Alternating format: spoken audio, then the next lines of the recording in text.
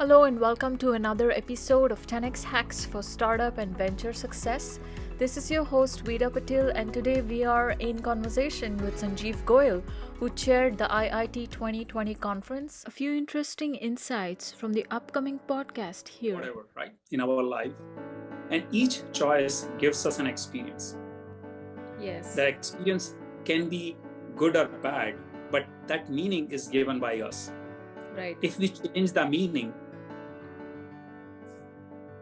our life becomes phenomenal. To me, it's like I call it like my simple formula of building companies. It's like a large market, really good product, world-class selling, take care of your customers, and create a very strong culture where employees are engaged. So it sounds simple, but if you keep these basics right, that's to me is a success factor for industry. The thing is, we can all make perfect decisions with perfect information. You don't need me. You don't need you. If we have perfect information, you make a perfect decision. The opportunity and challenge for all of us is to make a good decision with incomplete information and have a point of view. Because true leadership is if you're lost in the forest and you have a leader, he says, guys, I have no idea what we're going to do. You just destroyed the confidence of all the people who thought you were the leaders. Well, the future has always been now. If people keep saying, when is a good time to start a new venture? It's always a good time to start a new venture. And I think it's just a question of when are you ready for it, Part 1 with Sanjiv Goyal. He covered curiosity, tenacity, and collaboration as essential traits of successful IITians.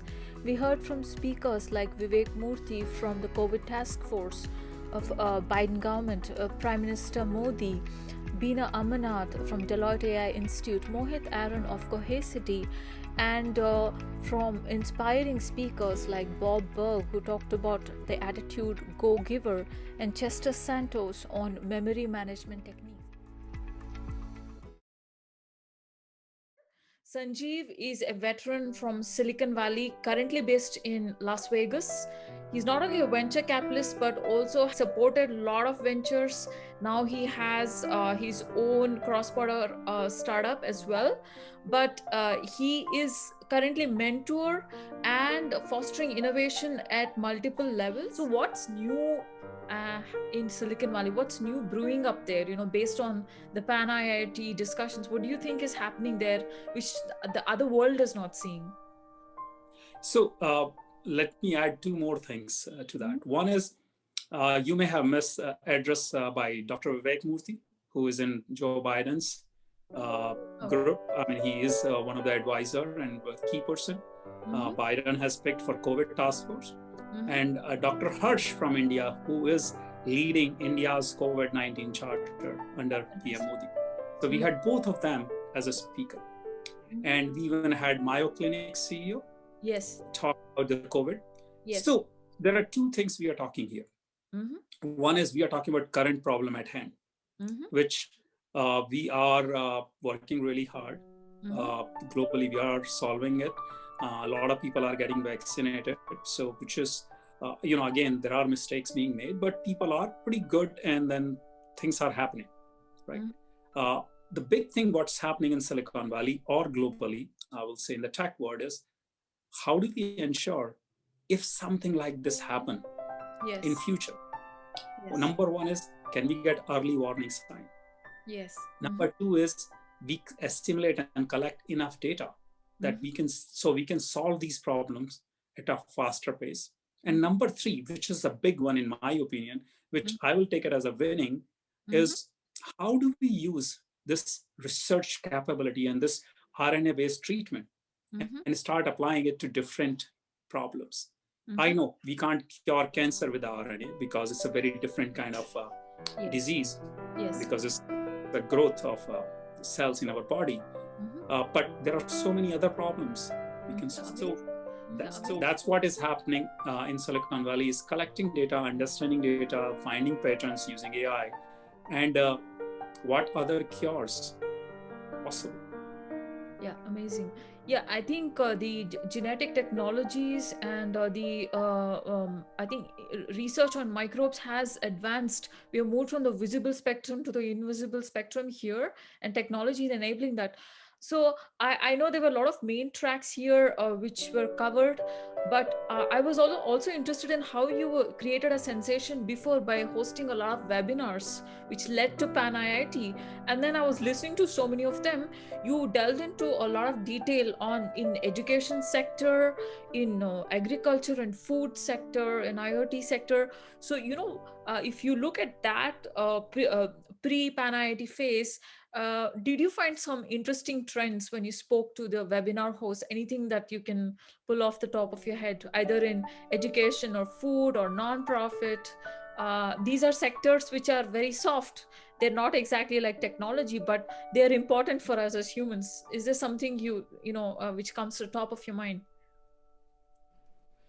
So many lessons I've learned in the process. For me personally, it is a very satisfying journey. I have learned so much. I can't even tell you. It's very hard to explain. And I thank Penn IIT team to give me an opportunity to chair this conference, which is a huge privilege for me personally.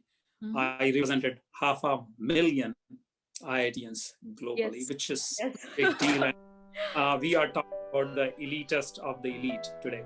I mean, we are in a very, very powerful positions, and that did fit well. So I represented all of them.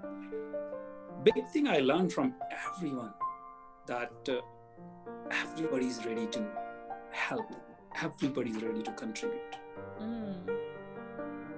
The challenge is, how do we collaborate? Yes. And solve these problems? Yes. Because almost everyone unequivocally said that we need a better platform. A better platform where we all can collaborate, where we can collaborate with governments, we can collaborate with the private parties, including large to large tech companies, and among ourselves, and really get ahead of such issues happening in future. Now, and the big thing came out of it is, for me, is we really need to look at even the different governance structures, because the current governance structure doesn't support the kind of innovation needed for the future. Yes, it's pretty slow. Not just slow, it's very rigid. We are not, it's very, because these systems and processes are in place for more than 100 years, right? Right. So for example, how do we convince people like Elon Musk to come and run for President of America? I'm not saying that he should run. I'm not supporting that, but we really need we need people like him to come. We need people like Peter Thiel. We need people who are doing phenomenal work. But if we bring these people as an advisor, that doesn't create environment to build better policies. So for example, I talked to Tom Khalil, who was Chief Innovation Advisor to Clinton as well as Obama. And I'm pretty sure he will be very engaged in the Joe Biden team. Challenge is, we need Silicon Valley technopreneurs, people who understand tech and business, to play an active role. Right. And that requires completely redefining how we govern countries, cities, counties, and all of that. Right. And second thing is, we really need a better platform where we all can collaborate. Today, there is nothing like that which exists today. Only in the COVID, we start building it where every single party really got engaged and created this process and system, right, to deliver the vaccine. Yes, such an amazing thought, such a beautiful thought, because nobody talks about governance. We are all at the grassroots level, we're talking about technology. This is such a unifying force. Governance brings everything together. And about the platform, I think somebody should take it up. As any of the startup founders who are listening to this, it seems like an innovation platform, but it could also be a communication platform. because Facebook and Twitter, they're all communication platforms, but it's enabling collaboration. On that note, I think we are at the end of our podcast. Is there any parting thought, apart from all these amazing, heavyweight, life-changing concepts you delivered, like, in a rapid fire in half an hour? Anything else you want to tell the audience as we close the podcast? So Vidya, I can say that, as you grow older, I think you think you're smarter. So it's to simplify my life and anything happen in my life, I summarize with 3 words: choice, experience, meaning. Choice is, or it can be perceived choice, as simple as picking a vanilla ice cream or a chocolate ice cream or whatever, right, in our life. And each choice gives us an experience. Yes. The experience can be good or bad, but that meaning is given by us. Right. If we change the meaning, our life becomes phenomenal. Fantastic. So I become a fan of change the meaning. Wow. Anything happen in my life, anything happen in our life, just change the meaning. And the minute you change the meaning, world is phenomenal. It's full of opportunities. Maybe some other day we talk more about my own journey. We all have gone through ups and downs, whether we talk about unicorn founders to chief ministers to prime ministers to even average Joe. We all have our own journey.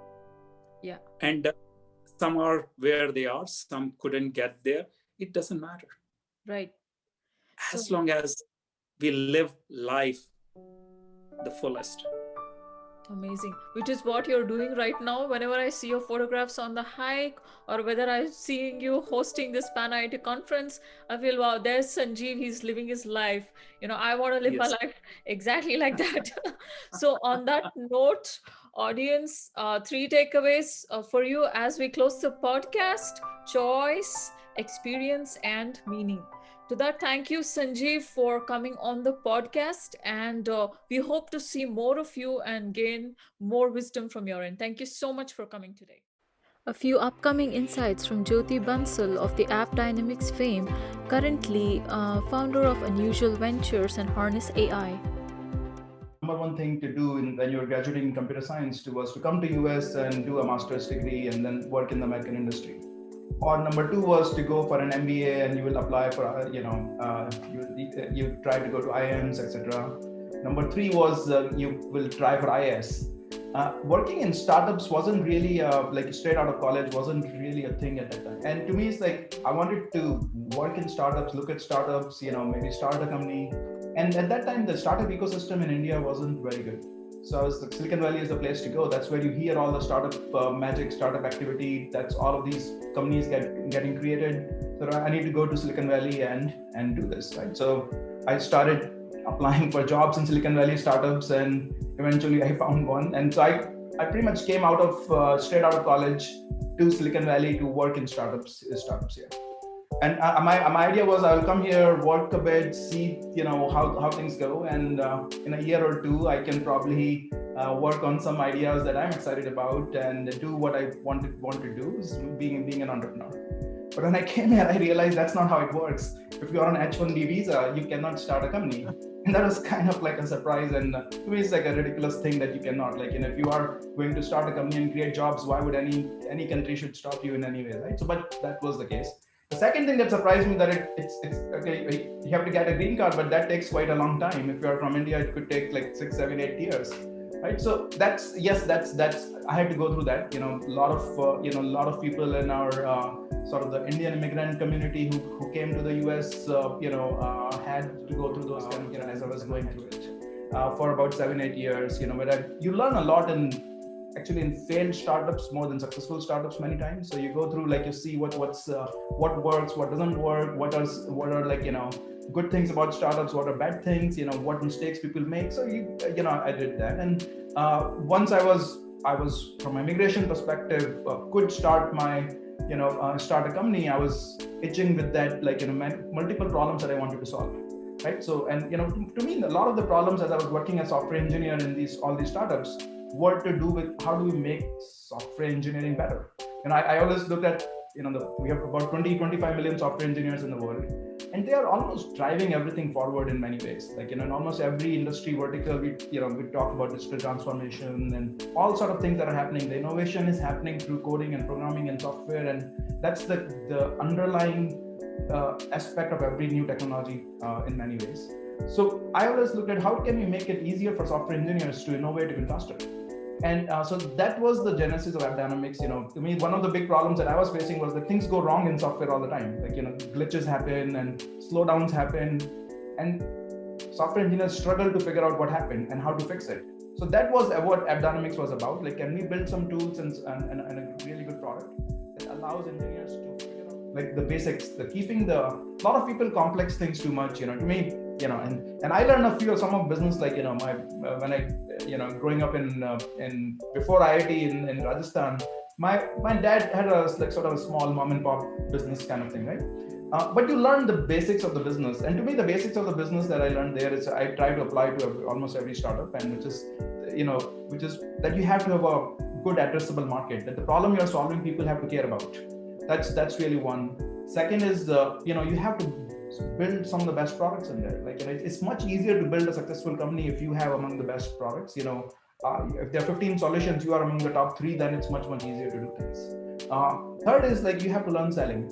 Many times you could build great products and great technology, but if you're not selling it and not getting in hands of your users and consumers in an effective way, you're not going to get the full potential. And that's where, like, a lot of folks like us who come from engineering backgrounds from IIT, we struggle with initially, right? Because we, especially growing up in India, sales is not considered a good thing. Like, it's not respected much. But the reality is, like, you can build the best technology, but if you don't combine it with like great sales, you're not going to get to the full potential. So to me, it's like you have to get a world-class sales force and selling machinery going. The fourth part is really taking care of customers, because everything is so viral these days and so connected that, like, if your customers are taken care of and passionate about your solutions, things will grow from there. Like, that's really the fourth thing. The fifth is creating a very strong culture in the company where, like, people are passionate about it. People are, like, your employees they feel part of the team. It's open, it's collaborative, it's high energy, high morale, right? So that's what I look at. Like, to me, it's like I call it like my simple formula of building companies. It's like a large market, really good product, world-class selling, take care of your customers, and create a very strong culture where employees are engaged. So it sounds simple, but if you keep these basics right, that's to me the success factor for any startup. If you are in the audience, an engineer with some idea of solving some problem, right now is the best time, and that would be my number one advice to anyone. There's no time better than right now, because you can focus on something. You can hire people anywhere. And the world is hungry to solve more and more problems. So yeah, don't wait. It's a great time. There's if you look at the capital ecosystem, venture capital to stock markets to everything, they're thriving through all of this, primarily because people can see how shift of from certain parts of businesses and economy to certain parts of business and economy are happening. And as engineers who are looking to start startups and solve problems, this is a great time. Next up, we have CEO and Chairman of Palo Alto Networks, Nikesh Arora, and he talks about leadership during the pandemic and flexible work culture. I encourage people who have an opportunity to go look at our website. Our website, we introduced a program called Flex Work. So we took leadership very early, and we identified some principles on how we create the notion of flexible work. And then I called Doug Merritt from Splunk, Eric Yuan from Zoom. I know he was a keynoter, and Dara from Uber, and Aaron Levy from Box. And 5 of us got together, and we all adopted the same set of principles. We call it Flex Work. And delighted, 30 other companies have just joined our consortium to redefine the way we work. Now, what became very interesting, we actually had a neuroscientist visit us. We talked to him and said, what do you think? What is the impact of this? It was fascinating. He didn't talk about technology. He didn't talk about connectivity. He didn't talk about Zoom and collaboration. He said, you know what? In times of uncertainty, people develop anxiety. He said, imagine that you felt there was an imminent threat to your family. He said, you don't know what it is. You don't know when it's going to arrive, but but you believe there's a threat. He says your entire mental psyche changes. You start reacting to the threat as opposed to being able to be productive or thoughtful or do work in a productive manner. So he says your job, number one as leaders, is to eliminate the threat. The most important thing is we can all make perfect decisions with perfect information. You don't need me. You don't need you. If we have perfect information, you make a perfect decision. The opportunity and challenge for all of us is to make a good decision with incomplete information and have a point of view. Because true leadership is if you're lost in the forest and you have a leader, he says, guys, I have no idea what we're going to do. You just destroyed the confidence of all the people who thought you were the leader. So you have to have a point of view and you have to act on your gut. You have to take all the information, constantly check yourself and talk to all the people involved. So, what we are doing is we're charting our own path in these times because you have to chart your path. So it doesn't matter what Santa Clara County says where we are. I told our team, work from home till July. And if you need, we'll work till September. I've given them certainty because once I give them certainty, it's the same back to the anxiety issues. Like you have to show leadership. You have to show a point of view and you have to be willing to adapt. If your point of view is right, fail quickly, get up, come up with a new point of view, collaborate with people and move forward. So that's what we're doing, Trial by error, keep trying it, try and get the right outcome. But I think the worst thing we could do is stall and wait for things to clarify because you'll find out you're left behind and everybody else has used a point of view and gotten somewhere else. And a lot of them will get to the right place and some of us will be waiting. So we're not going to wait. We're going to have a point of view. We're going to keep people happy, keep people rallied, keep people motivated and try and do our best. An upcoming panel on digital transformation in healthcare hosted by Goyal, founding partner NTTVC, with Abhijit Dubey, incoming CEO NTT Limited, and John Halamka, president of Mayo Clinic. Diagnosis and cure in the future, using these AI tools, augmenting human decision-making, will be faster. Similarly, breast cancer risk prediction and treatment. Radiation oncology, minimal radiation dose that's safe and efficacious. Faster diagnosis of radiology images and behavioral health interventions through automated diagnosis of anxiety and depression. I tell you all that because they're all data-based and they're all AI models built in our AI factory based on de-identified data that is cloud hosted and privacy protected. So question I have is, we have tsunami warning system. We have for all the natural calamities warning systems. Why we don't have anything like that for health? Well, of course, you asked this fascinating question, which is 10 years ago, I've served in multiple national roles. No one said, oh, there's going to be a pandemic coming. What we need is societal resilience. And it was actually hard, as we've been talking about in this presentation, to do the change management of aligning the urgency to change in a guiding coalition in the technology.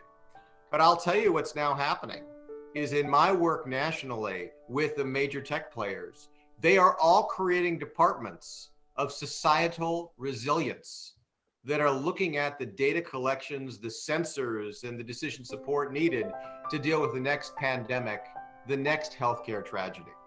So we've learned and absolutely relate to the game.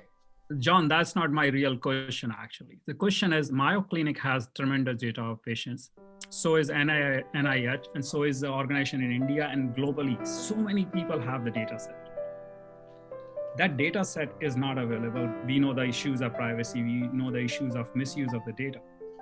And Mayo Clinic, you can take a lead because you are like really on the top. So how do you create a system where data can be shared in the right way and the patient's privacy is protected, but we can do innovation?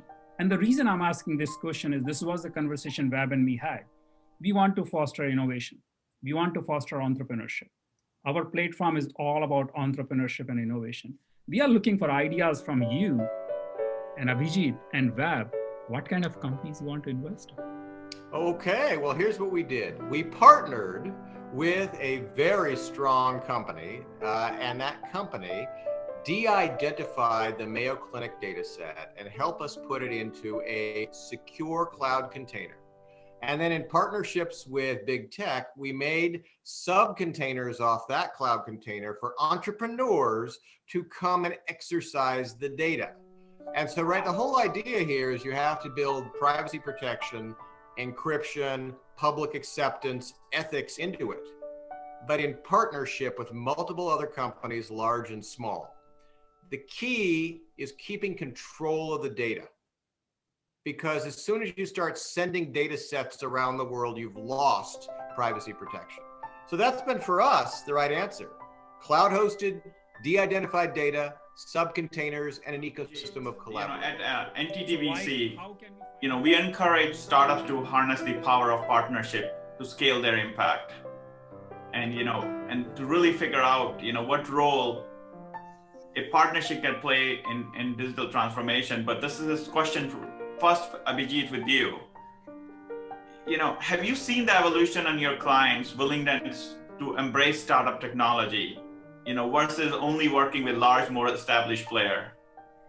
How do you approach advising which path is right for a given client? Because historically, I worried that the firms like McKinsey may be giving a conservative view to the large corporation and saying, just do a partnership with other large corporations and leave no rooms for startup technology or startup companies.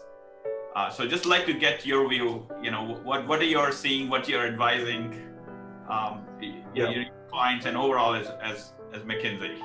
Well, first of all, just to set the record straight, we never advise clients on specific vendor choices. We never do that. That apart, I think this debate on best of breed versus integrated stacks, startups versus more established, it's not a new one. I mean, it's been there forever. I do think there are certain forces at work that perhaps may change how this happens going forward in some ways. What's happening is that the larger players, whether it's in, as I described in, the hyperscalers and infrastructure and development platforms, or application players, like in every other industry, they will emerge stronger out of the pandemic. It happens in every industry. The second thing that's happening is that the talent gap between what these mega vendors have versus what organizations and companies that are the users of those technologies have is pretty small, pretty large, and it's widening. And then there are ecosystems being formed around these mega vendors. All of this goes to say that the influence of the mega vendors on the architectural choices of customers is actually increasing more and more, right? It's less us, by the way. It's more the mega vendors themselves, right? And but all that said, I think the pace of technology disruption and innovation continues to accelerate. I mean, it is incredible, the pace, right? I mean, the average age of an S&P company back 40 years ago was 40 years, right? Now it's like 9, right? And I do think there will always be room for startups.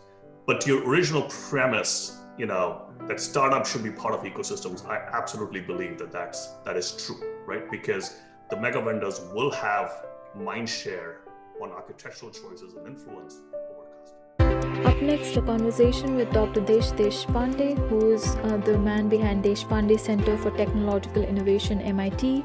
He is also a prolific supporter of Akshay Patra USA and has supported emerging entrepreneurs in the US and India ecosystems.